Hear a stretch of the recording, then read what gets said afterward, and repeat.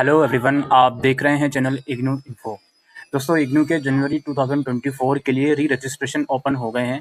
तो इस वीडियो में हम बहुत ही डिटेल में समझने वाले हैं कि ये री रजिस्ट्रेशन किन स्टूडेंट्स को करने हैं और किन स्टूडेंट्स को नहीं करने हैं।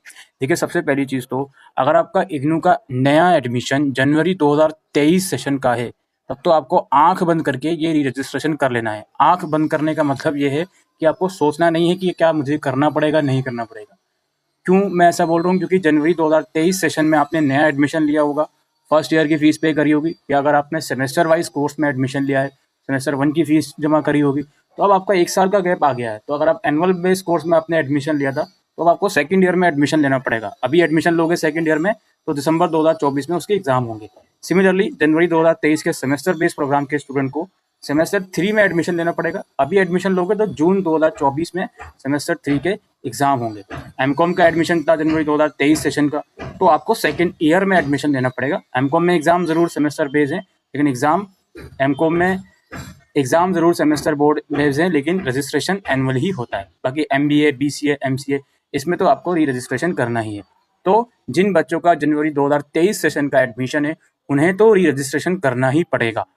अब ऐसा हो सकता है कि आपने 6 महीने वाले कोर्स में एडमिशन लिया हो या 1 साल वाले कोर्स में एडमिशन लिया हो, तब तो ऑफकोर्स सी बात है, आपका कोर्स खत्म ही हो चुका होगा, तब आप फिर रजिस्ट्रेशन की आपकी बात ही खत्म हो गई।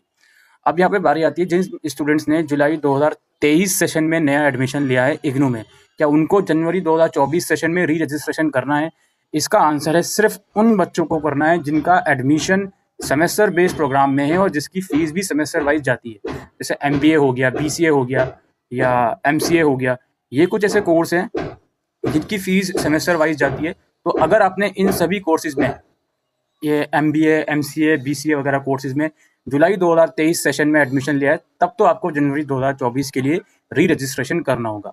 अच्छा, यहाँ पे मैं ये भी क्लियर करता हुआ चलूँ, जुलाई 2023 सेशन के जो एडमिशन है वो मिड मई में शुरू होते हैं 2023 में, और जो कि 20 अक्टूबर 2023 तक चले हैं। तो जून, जुलाई, अगस्त, सितंबर, लगभग 5 महीने एडमिशन चले हैं। तो अगर आपने इन 5 महीनों में मिड मई से लेके 20 अक्टूबर तक एडमिशन लिया था किसी सेमेस्टर बेस्ड प्रोग्राम में, जिसकी फीस भी सेमेस्टर वाइज जाती है, तो आपको जनवरी 2024 सेशन के लिए सेकंड सेमेस्टर में री रजिस्ट्रेशन करवाना पड़ेगा, फीस भरनी पड़ेगी। अब काफ़ी ऐसे भी स्टूडेंट हैं जिनको री रजिस्ट्रेशन करना था जुलाई 2023 सेशन में, करना था उनको, लेकिन वो नहीं कर पाए थे, उनकी फाइनेंशियल प्रॉब्लम थी या कुछ भी प्रॉब्लम थी, तो वो अब जनवरी 2024 में री रजिस्ट्रेशन कर सकते हैं। अब देखो यार, जितनी भी चीज़ें हो, जितनी भी चीज़ें मैंने समझा दी, आपको कुछ भी नहीं समझ में आ रहा कि यार मुझे करना है या नहीं करना, तो एक तरीका है सिर्फ इस चीज़ का। क्या तरीका है भाई? हमारी वीडियो देखो कि री रजिस्ट्रेशन का प्रोसेस कैसे होता है। उस प्रोसेस के थ्रू समर्थ पोर्टल पर अकाउंट बना लो। जब आप अकाउंट बना लोगे, अगर आपके डैशबोर्ड में लिंक आ रहा है भाई री रजिस्ट्रेशन ओपन का, आपके कोर्स सेलेक्ट करने का ऑप्शन आ रहा है, it means you are eligible. नहीं आ रहा तो सिंपल सी बात है, आप एलिजिबल नहीं हो। ज़्यादा दिमाग लगाने की जरूरत ही नहीं है अगर आपको चीज़ें समझ में नहीं आ रही। अब यहाँ पे एक चीज़ और है, जुलाई 2023 सेशन में अगर आपने किसी एनुअल बेस प्रोग्राम में एडमिशन लिया है, annual base in the sense MA के कोर्सेज हो गए, बीए, बीकॉम, बीएससी कोर्स हो गया, इवन एमकॉम जो है सेमेस्टर बेस्ड प्रोग्राम है, लेकिन उसका रजिस्ट्रेशन साल में एक बार ही होता है। तो जुलाई 2023 सेशन में अगर आपने किसी एनुअल बेस्ड प्रोग्राम में एडमिशन लिया है, यानी कि मिड मई से लेकर अक्टूबर 2023 तक, तो आपको कोई भी री रजिस्ट्रेशन अभी नहीं करना है। एनुअल बेस की बात हो रही है, तो ऑब्वियस सी बात है, जुलाई वाले जनवरी में री रजिस्ट्रेशन कैसे करेंगे? तो नेक्स्ट जुलाई 2024 सेशन में ही तो करोगे। ये इस चीज़ को आप लोग समझ लीजिए। अब यहाँ पे एक लास्टली मैं चीज़ बताना चाहता हूँ, इग्नू के अंदर री रजिस्ट्रेशन हमेशा ऐसे ही शुरू होते हैं, एग्जाम्स के टाइम पर है, इवन एग्जाम से पहले। तो इसमें आपको ये नहीं सोचना होता कि यार सर मैं तो अभी एग्ज़ाम चल रहे हैं और मुझे पता नहीं कि मैं पास हो पाऊंगी या हो पाऊंगा या नहीं हो पाऊंगी या नहीं हो पाऊंगा, तो क्या मैं री रजिस्ट्रेशन कर दूं तब भी, अगर मैं फेल हो गई तो इसका इग्नू से री रजिस्ट्रेशन से कोई भी लेना देना नहीं है। आप एग्जाम में अपियर हो रहे हो या फेल हो रहे हो, क्योंकि इग्नू में कोई भी ईयर बैक की पॉलिसी नहीं है।